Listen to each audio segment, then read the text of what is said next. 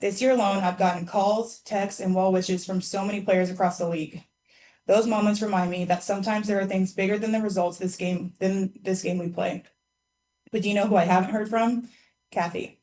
Not one call, not one text. Instead, the only outreach has come from her number 2 telling my agent that she doesn't believe physical play is contributing to injuries.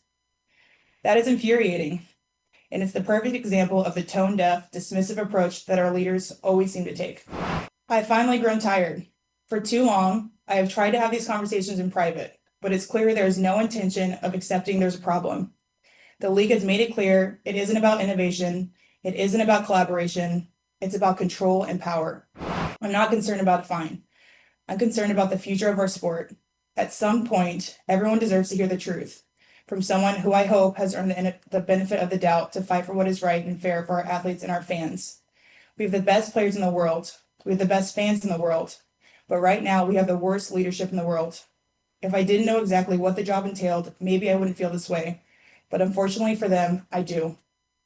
We serve a league that has shown they think championship coaches and Hall of Fame players are dispensable, and that's fine, it's professional sports. But I will not stand quietly by and allow different standards to be applied at the league level. I also asked how she planned to fix the fact that players like Caitlin, Angel, and Paige, who are clearly driving massive revenue for the league, are making so little for their first 4 years. Her response was, Caitlin should be grateful she makes $16 million off the court, because without the platform that the WNBA gives her, she wouldn't make anything. Whew. All right, we welcome in Anscape's own Ari Chambers. Ari, what is your initial reaction to what Fee shared in that exit interview?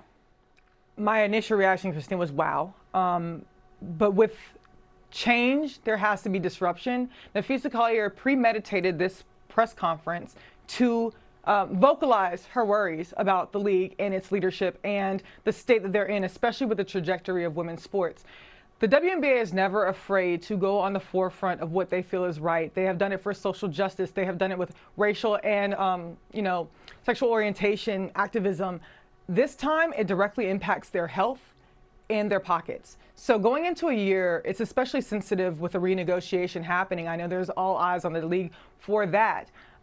There's going to be extra pushes in order to achieve what they want, which is a better product for the game, a better situation for their lifestyle. And they aren't afraid to be audacious in their plight for that. They're not afraid to call out the things that they think are discrepancies. We see this in Cheryl Reeve being able to boldly do the press conference and say her choice words and not worry about an injection or a fine. She did that deliberately. Becky Hammond, Stephanie White aren't afraid to call out what they feel is putting their players at risk. Just not like Napheesa Collier was not afraid to stand in front of all the press today and really vocalize her concerns. It's beyond her. It's not an emotional response. It's not a response to the Minnesota Lynx losing. This is a response of her wanting a better tomorrow for the game. Yeah, certainly. You mentioned Cheryl Reeve. Obviously, she was suspended in their last game of the season, and we saw Fee get injured before their season ended as well. So hopefully the WNBA will respond. We'll wait for that response. Ari, we'll see you a little bit later in the show.